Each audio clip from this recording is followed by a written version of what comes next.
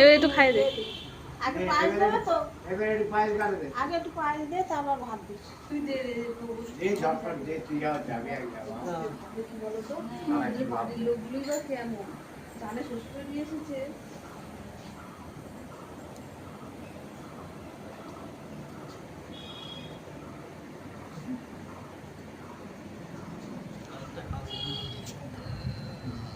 কেনা মিষ্টি খাবে মিষ্টি একটু ঝাল ঝাল কিছু না দেইস খালি কাঁদবে। মাংস ঝোলে হাত ঝুলে দে এটা জল দে।